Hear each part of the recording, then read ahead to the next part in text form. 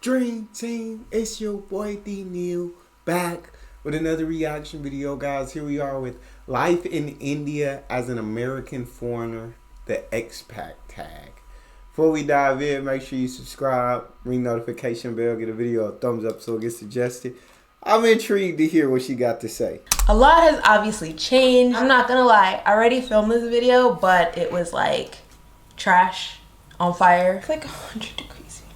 Oh my gosh, where are my questions? Expat tag, expat tag. Got my questions. I got my questions. The first question is, what is your home country?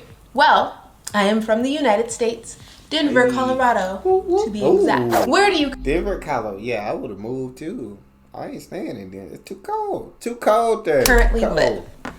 I currently live here in India. What was the easiest part about adjusting to your new country? Still adjusting. Things are not quite there for me. I am trying to figure things out, and this past couple of weeks I feel like I've been starting over again. I thought that when I first moved here to India I was like, okay, I got this, I'm adjusted, like everything is fine. But as time has gone on, I feel like I've regressed a lot in my adjustment, and I'm not as comfortable as I thought I would be at this point, or I felt I was when I first moved here. So I think the easiest. So she was more comfortable when she first got there rather than spending time there. Now she's less comfortable after spending more time there than she was when she. That's very interesting. This part about adjusting here in India is probably going to be the fact that we got settled into our home finally, and once we got our home it felt like home. Like staying in a hotel for weeks and weeks is nice until it's not nice anymore. What was the hardest part about adjusting to your new country? Well, like I said, I'm still adjusting, but right now there are a few things. Okay, the heat, it's hot, and I know that it's not the hottest it'll get here in India. Two, it is the traffic. I get motion sick very, very easily. Really? And then three, it's just me having to work on adjusting to, I guess, different personalities and different cultures. This is definitely a little further removed culturally than Morocco was for me, and that's okay. I'm just, needing that extra period of adjustment.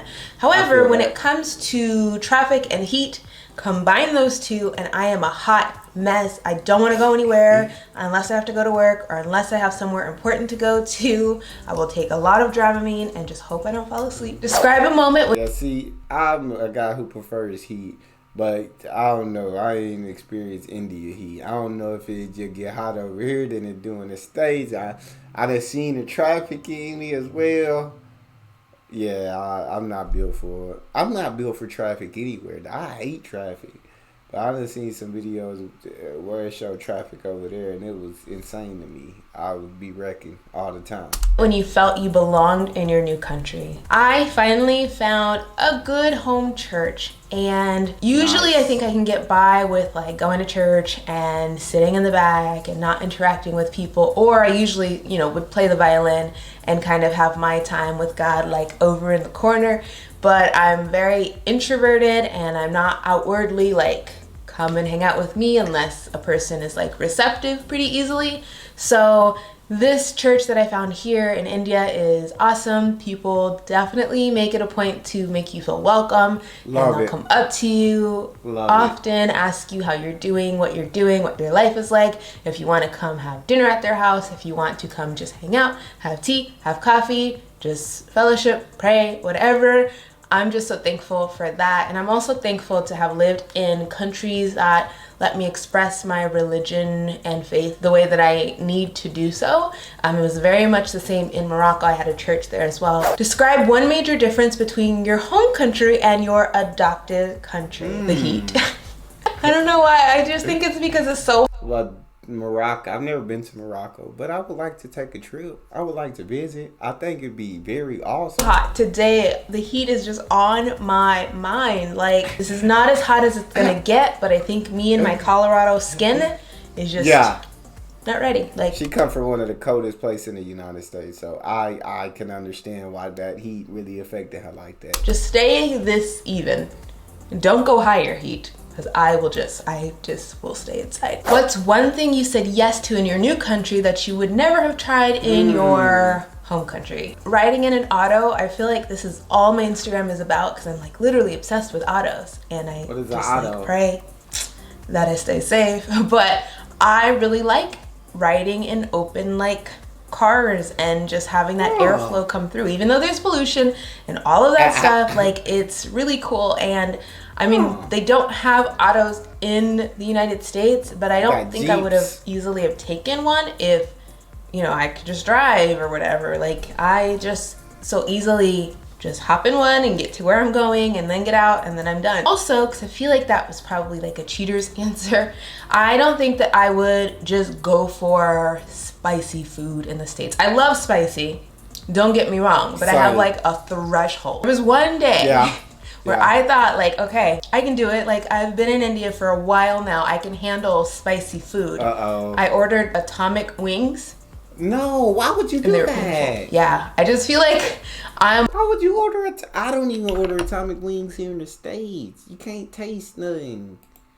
It's too hot. So I can imagine how hot they would be in India, dog. I'm just a lot more willing to say yes to everything. If somebody invites me somewhere, asks me to try this new food, tells me to do this versus do that, I might say yes more than I would say in the States. What's one thing you regret doing when you moved to your new country? And I have to change this up a little bit and say, what's one thing I regret not doing when I moved to my new country? And that is not learning a language. I struggle. And it's crazy because I know that you're gonna say out there, people have said to me like, oh, you don't need a language. Most people speak English, and that's true. However, I am dealing a lot with like people that don't speak English or the best English. For me, I just find that it is a sign of respect when I'm able to speak a little bit of a language and to say thank you and to say hello and how are you and all these different things. And I have a friend who is kind of teaching me little phrases here and there, but I need to be actively learning some Hindi, some Telugu, or a mix of both, just so that I can feel a little bit more comfortable in my skin here in India and just to be able to communicate just on a basic level. Would you move again to a brand new country, and why? Yes, of course. I think you all are noticing this pattern in my life now. My husband and I, we are roaming expats. So we'll stay in a place for a couple of years or so, and then we get to move on to another place. Doing that helps us establish connections in the country we're living in, helps us to also establish a work routine. We also get to go to neighboring countries and explore other places, because once you're placed in one like really good location with a good airport, you can definitely travel to lots of other places in the region, and that's what we plan to do, as well as different places within India, because India is vast and there are so many really cool places to check. That's really so dope to like live in one place for a couple of years, then go to the next place and like travel like that and roam. So wonderful. Out. One tip or advice I would give anyone moving to a new country, I'm gonna give you like 3. 1, be patient. Things may not go the way that you think they should go right off the bat. 2, say yes to most things. Not everything, but most things. 3, just have fun with it. Don't look at it as like this huge, gigantic task. It is gonna be hard. You might get homesick. You might lose your mind sometimes, but what helps me is to think of the bigger picture. Why did I decide to travel? Why did I decide to move overseas? What is my purpose? What is my goal? What am I going to accomplish when I'm through with X country? So for example, here in India, I have a whole long list of things I want to do, things I want to see, people I want to talk to, and food I want to eat. And yeah, I think that really helps. If you haven't seen my last expat tag, make sure you check that out. I'll have it linked somewhere in the cards, as well as a couple of travel playlists, my India playlist and my Morocco playlist. Check all of those things out. Of course, subscribe, like this video if you liked it, and of course, leave me a comment down below. Give me those recommendations, guys. Give them to me. We are making our list and doing our research for our next country, which will be down the line. But it's nice to dream, right? And I'll see you next time. This is so dope, man. To get to live in another country and continue to live in different countries around the world. I'm a little envious. But that's all we got. Make sure y'all subscribe, ring notification bell, get a video a thumbs up. It's your boy D-Nia. Out.